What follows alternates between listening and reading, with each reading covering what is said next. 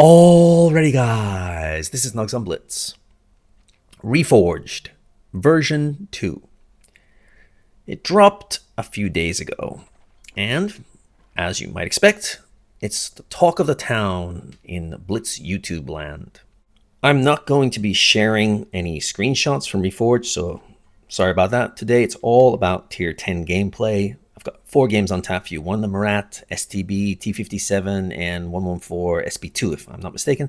So you can enjoy that in the background while I ramble on about REFORGED.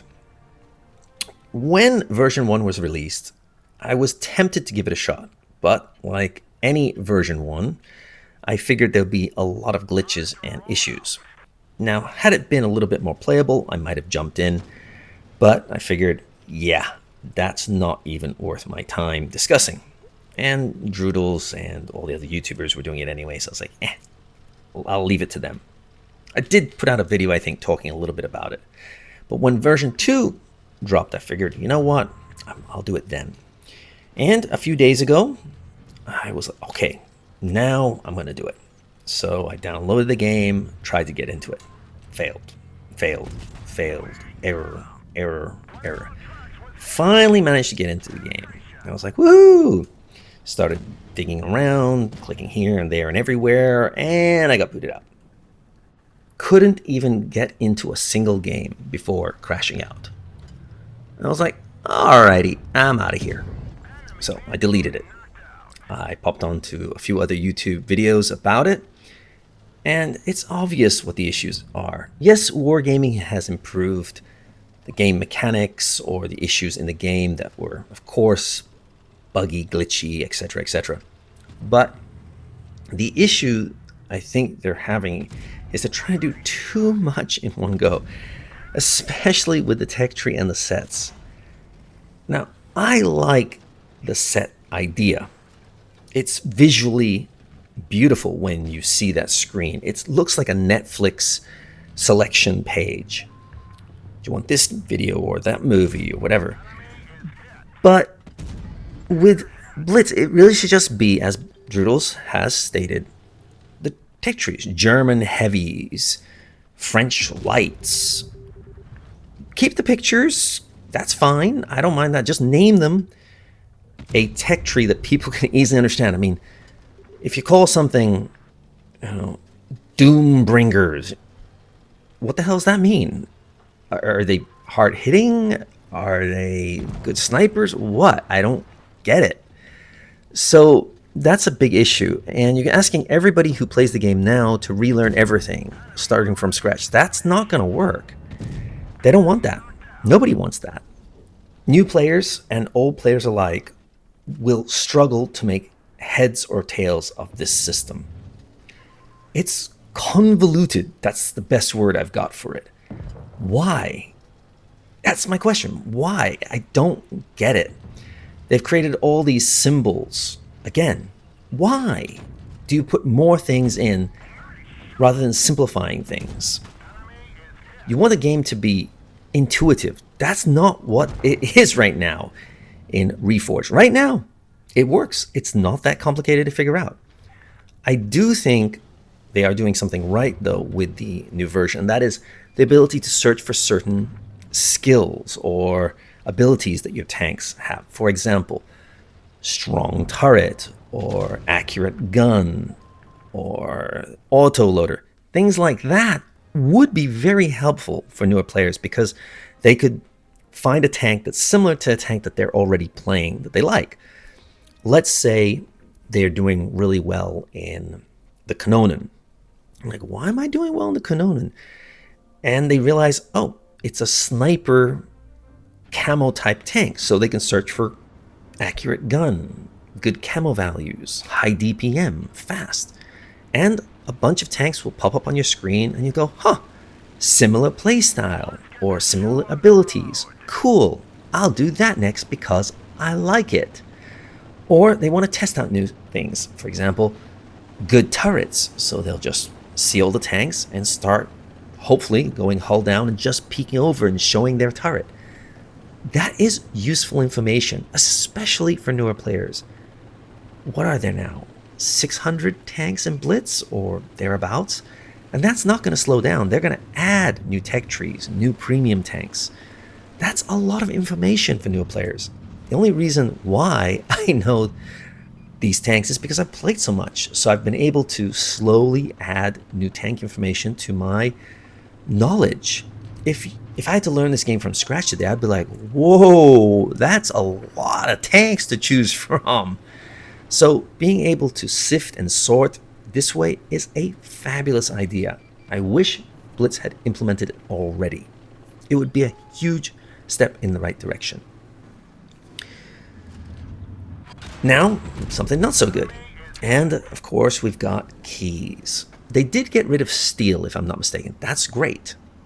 But keys to open up sets. If you've got the tier 10 already researched and it's in your garage, then the set is open. So lucky me. But how about you guys out there? And of course, how about all the sets that they haven't implemented yet? Will I have enough keys to open them? Probably, I guess, because I've got every other tank, or pretty much every other tank I want. So yeah, no big deal there for me. But for you guys, if you're newer players, 5,000 battles, yeah, I see that being a very, well, annoying thing at first. But over time, I figure it will either get worse or maybe they'll figure things out. I just think, why bother? Get rid of it. You don't need it.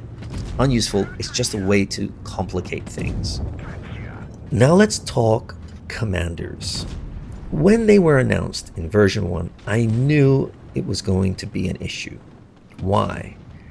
Well, because you're giving all sorts of crazy new abilities, and it's going to change the dynamics of the tank that we're playing. That's not so much of an issue for newer players, because they'll be like, oh, this is how you play the game, got it. But for players who played this game for 20,000, 50,000, 100,000 battles, they know and like the game as it is. If they want silly, crazy modes, they can jump into mad games, uprising, and all those things. But if you add that into the normal gameplay, it's going to become very unpredictable how things turn out. Tanks that weren't very competitive before will suddenly become majorly powerful with the right commander. Do you have that commander? Who knows? So the problem is that it's going to lead to all sorts of unpredictability. Things will get crazier quickly. And you'll quickly learn, well, this commander's absolutely awesome. You gotta have that one. And if you don't, well, it's gonna be useless. Now, they did get rid of the quote-unquote OP commanders right now, but inevitably, new commanders will be put into the game that, by mistake, will just be too OP. They won't realize they are, but it's the same thing as putting in an OP tank. They didn't think the Smasher was OP, or the Annihilator was OP. Well, it turns out they were kind of OP, like mega OP. In fact, the most OP tanks tier for tier in the entire game.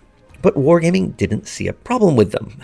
So, do you think they're going to be able to get it right when it comes to commanders? No. If I look into my crystal ball, I can see that when REFORGED finally does drop, which will probably be in 2026 at this rate, maybe 2027 if they keep getting things wrong. At first, there will be maybe 4 or 6 different tank commanders to choose from. Cool, great, awesome. We'll all be on a level playing field of sorts. Nobody really knows which tank commander is best for which tank. In time, though, that will not be the case because YouTubers will go out and test every tank commander on every tank. Pros will share their tips and thoughts. Hey, you know what? You've got to use this guy on that tank. Or that girl is just OP as F if you use it on this tank. And oh my God, it's so awesome to do this or that. People will start exchanging stories and ideas and tidbits, and of course we're going to see replays and see on YouTube like, whoa, that makes that tank freaking awesome if I use that tank commander. So cool. Quite quickly we'll understand, just as we do with every tank, this tank is awesome or it kind of stinks. And tanks and commanders alike that are kind of meh or bleh will fall out of favor quickly. I mean, how often do you see the Rammer or the Tankenstein? I mean, these tanks were kind of hard to get, but they're just not very popular. Why? They stink. People don't want to play sucky tanks. They want to play awesome tanks. They want to have high damage games. They want to rip tanks apart or cause all sorts of trouble. If the tank is just mid, or I mean worse than mid, yeah, they don't want to play that. Same thing with commanders. And so at first, with only 6, it won't be too hard to figure out. But inevitably, over time, they're going to start adding more tank commanders to the game. At first, maybe it'll just be in events. Free tank commanders. That's what we're all hoping. Free. However, they will make them limited time tanks. If, let's say, you've got homework at school, or you've got a presentation at the office, and you don't have time to play Blitz. Maybe your kids are in trouble. Your mother's sick. You got to go home for your grandma's funeral. Who knows? Guess what? You weren't able to get the commander. Boo-hoo. Well, boo-hoo is right, because now you're at a disadvantage as people figure out, hey, oh my god, that tank commander is awesome. And the people who have it suddenly have much better tanks than you do with the normal tank commander. So, well, wargaming, out of the kindness of their heart, will allow you to pick it up later in the store. You know it's coming. There will be a tank commander tab that goes, hey, you know, don't worry about getting a new tank. Now you just get a new commander. So they're adding all different levels. I like the days when a new tank was released, you could buy it for cash at first. Then the second time it came out, for gold, which was not that easy to earn, but we could get a few, coins here and there, maybe watch a video every day. But it took time to pick up that gold to be able to get those tanks. So that was easy. Now every tank is in a freaking draw. You want it, you gotta spend a boatload of money. Was it $2,000 to guarantee you get the tank? $2,000 to get a mid tier 9 tank. I'm like, what are you smoking? Just put it out for $50. Most people won't pay $50 for a new tank. I know Druidles would. I know a lot of players, pros who will. I know wallet warriors who will. That's enough, isn't it? The answer, of course, is no. Why wouldn't I make it more complicated if I could make a bunch more money in the process? The problem with that is you're losing goodwill with your player base.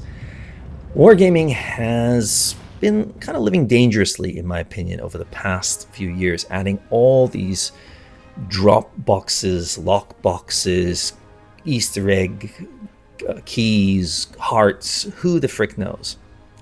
Now, I give Wargaming their due. They give us plenty of opportunities to get free tanks.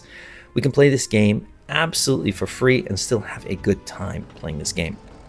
However, the store is getting absolutely crazy. Also, tankflation is here to stay. A long time ago, you could get tier 8 tanks for about 5k or 7k in the auctions. Nowadays, 7k is the low end. Now you're looking at 8.5k.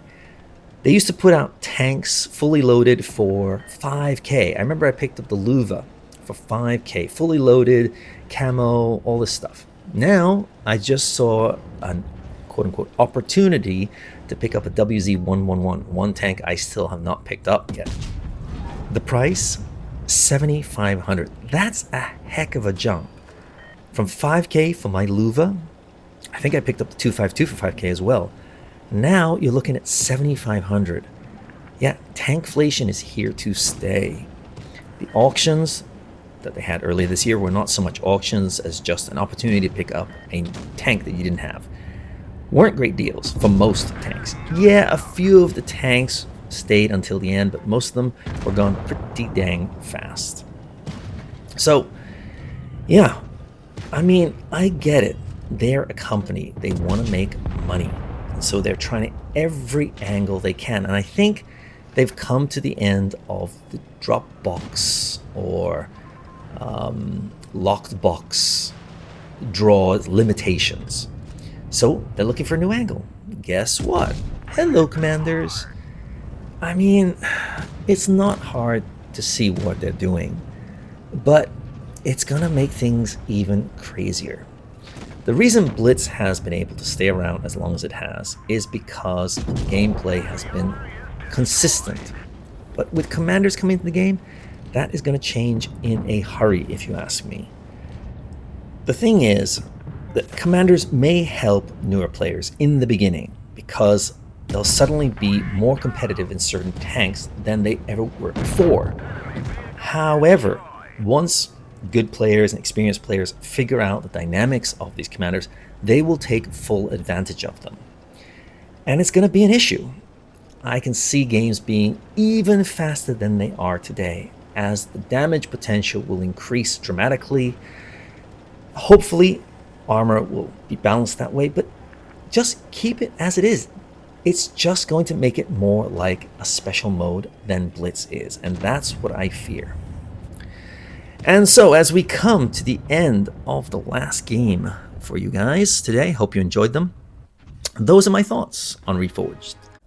A huge thank you goes out to my Patreons. These wonderful people help keep the lights on over here, which allow me to keep making videos for you. If you'd like to donate to the channel and see this channel grow, you can check the links in the description below. You can send over a one-time donation if you like, or become a Patreon where I can help you become a better tanker. There are 3 different levels available, so take a look, and if you have any questions, let me know. Anyway, back to our regular scheduled programming. But what are your thoughts on REFORGED? I'd love to hear from you. Let me know in the comments below, and I'll see you next time. Snugsonblitz, out.